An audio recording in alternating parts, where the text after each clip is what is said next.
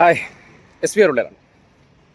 സർവേകളൊക്കെ അങ്ങോട്ട് UDF സംബന്ധിക്കുന്നിടത്തോളം വരും ദിവസങ്ങൾ ഉറക്കം കെടുത്തുന്ന അവസ്ഥയിലേക്കാണല്ലോ എത്തിക്കുന്നത്. തുടർച്ചയായിട്ട് 10 വർഷം ഭരിച്ച് ആ തെരഞ്ഞെടുപ്പിന് തൊട്ടു മുന്നോടിയായിട്ട് പറഞ്ഞിരുന്ന കാര്യങ്ങൾ, ഭരണവിരുദ്ധ വികാരം, ആൻറ്റി ഇൻകംബൻസി സംസ്ഥാനത്ത് ആഞ്ഞടിക്കുന്നു എന്നാണ്. പക്ഷേ തെരഞ്ഞെടുപ്പ് പ്രഖ്യാപിച്ച് സ്ഥാനാർത്ഥി നിർണയം കഴിഞ്ഞതിന് ശേഷം ഇതുവരെ കേരളത്തിൻ്റെ വികസനത്തെക്കുറിച്ചോ അല്ലെങ്കിൽ കേരളത്തിലെ സർക്കാർ കഴിഞ്ഞ വർഷങ്ങളിൽ അഴിമതി നടത്തിയതായിട്ടോ ബന്ധപ്പെട്ട് ഒരു കാര്യങ്ങൾ നമ്മുടെ പ്രതിപക്ഷത്തിന് പറയാനില്ല.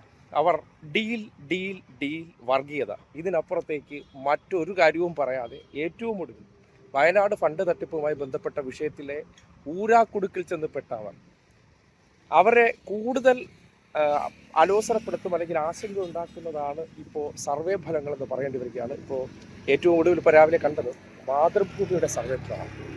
നിങ്ങളതൊന്ന് കാണണം. മാതൃഭൂമി സർവേ ഫലത്തിൽ 12 മണ്ഡലങ്ങളിൽ ടൈറ്റ് ഫൈറ്റ്, എന്നാൽ നേരിട്ട് വിജയസാധ്യത എന്ന് പറയുന്നത് 66 സീറ്റുകളിൽ ഇടതുപക്ഷം വിജയിക്കുന്നു. 61 സീറ്റ് വരെ നിലവിൽ കോൺഗ്രസിന് കിട്ടത്തുള്ളൂ. അപ്പോൾ LDF 3.0ക്ക് കടുത്ത സാധ്യതയെന്നും അതിശക്തമായ മത്സരങ്ങൾ നടക്കുന്ന ചിലയിടങ്ങളിൽ മത്സരങ്ങൾ അല്ലെങ്കിൽ നിലവിൽ തുടർഭരണമോ അല്ലെങ്കിൽ കേവല ഭൂരിപക്ഷമില്ലാത്തൊരവസ്ഥയിലേക്ക് എത്തിക്കുമെന്നുള്ളതാണ് മാതൃഭൂമിയുടെ സർവേ. എന്തായാലും ആ സർവേയുടെ മാതൃഭൂമി സംപ്രേഷണം ചെയ്ത ആ സർവേയുടെ ചില വിശദാംശങ്ങൾ കണ്ടിട്ട് എങ്ങോട്ടും മറിയാവുന്ന കടുത്ത മത്സരമാണ് കേരള നിയമസഭാ തെരഞ്ഞെടുപ്പിൽ ഇത്തവണ നടക്കുന്നതെന്ന് Mathrubhumi news core poll trend survey പ്രവചിക്കുന്നു.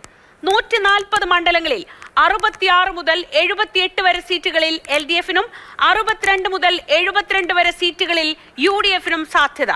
കേരളം ആര് ഭരിക്കുമെന്ന് കടുത്ത മത്സരം നടക്കുന്ന 12 മണ്ഡലങ്ങൾ തീരുമാനിക്കുമെന്നാണ് സർവേ നൽകുന്ന സൂചന. ബലാബലം നടക്കുന്ന കഴക്കൂട്ടത്തും നേമത്തും BJP-ക്ക് നേരിയ സാധ്യത കൂടി സർവേ പ്രവചിക്കുന്നു. Final Tally on screen. LDF 66, UDF 62, NDF 0, tight fight 12. ആർക്കും കേവല ഭൂരിപക്ഷമില്ല. പക്ഷേ UDF-നേക്കാൾ 4 സീറ്റിന്റെ അഡ്വാൻറ്റേജ് LDF-ന്. ടീം UDF 100-ൽ പരം സീറ്റുകളായി അധികാരത്തിൽ വരാൻ പോകുന്നുവെന്നായിരുന്നു പ്രചരണം. ഇപ്പോൾ എങ്ങനെ ഇരിക്കുന്നു? ഈ പറയുന്നതെല്ലാം വാചാടോപങ്ങൾക്കപ്പുറവും ചില PR ടീമുകളെ വെച്ചിട്ടും മാധ്യമ സ്ഥാപനങ്ങൾ ഉപയോഗപ്പെടുത്തിയിട്ടൊക്കെ ഇത്രയും ദിവസം തിരഞ്ഞെടുപ്പ് പ്രവർത്തനങ്ങളിൽ ഒരുപടി മുന്നിൽ നിൽക്കാമെന്ന് അവർ കരുതിയിരുന്നിടത്ത് അങ്ങനെയല്ല. ജനങ്ങൾക്കിടയിലേക്ക് ഇറങ്ങി റിയാലിറ്റിയോടുകൂടി സർവേകൾ നടത്താൻ തുടങ്ങിയപ്പോഴുള്ള യാഥാർത്ഥ്യങ്ങൾ പുറത്തേക്ക് വരുമ്പോൾ മനസ്സിലാക്കാൻ കഴിയുന്നത് തെരഞ്ഞെടുപ്പിൽ ഒരു ട്രെൻഡ് ഫോം ചെയ്തിട്ടുണ്ട്. ആ ഫോം ചെയ്തിരിക്കുന്നതിൽ ഇടതുപക്ഷത്തിന് അനുകൂലമായിട്ടുള്ള ഒരു ട്രെൻഡ് സെറ്റർ ഉണ്ട്. ആ ട്രെൻഡ് സെറ്റർ ഇപ്പോൾ എല്ലാ സർവേകളും കൃത്യമല്ല. എന്തായാലും തദ്ദേശ തെരഞ്ഞെടുപ്പിൽ ഉണ്ടാക്കിയ കൺസോൾട്ടേഷനെ അവർ വിശ്വസിച്ചുകൊണ്ടാണ് തെരഞ്ഞെടുപ്പിലേക്ക് പോയെങ്കിൽ ഏറ്റവും ഒടുവിലത്തെ ലാപ്പിലേക്ക് വരുമ്പോൾ കാര്യങ്ങൾ മാറി മറിഞ്ഞിട്ടുണ്ട്.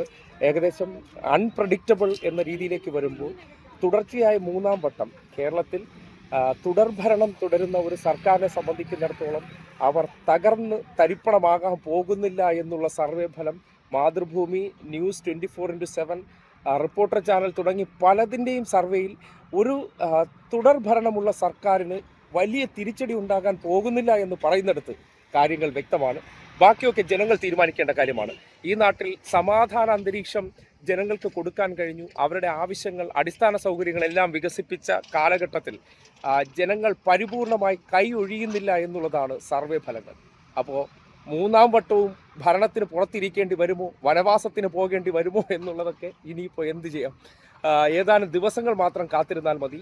എന്നാൽ ആശങ്ക എന്ന് പറഞ്ഞാൽ ഏറ്റവും കൂടുതൽ UDF-നാണ്. കാര്യം 10 വർഷത്തിനിടയിൽ ഭരണത്തിന് പുറത്ത് നിൽക്കുന്നവർക്ക് തിരികെ വരാൻ പറ്റുമോ എന്നുള്ളതിൻ്റെ പ്രധാനപ്പെട്ട ആശങ്ക നിലനിൽക്കുന്ന അവരെ സംബന്ധിക്കുന്നിടത്തോളം അത്ര ശുഭസൂചനയല്ല കേരളത്തിലെ ടെലിവിഷൻ ചാനലുകൾ അവസാന മണിക്കൂറുകളിൽ ടെലികാസ്റ്റ് ചെയ്യുന്ന സർവേ ഫലങ്ങളെന്ന് വളരെ കൃത്യമായി പറയാൻ പറ്റുന്നുണ്ട്.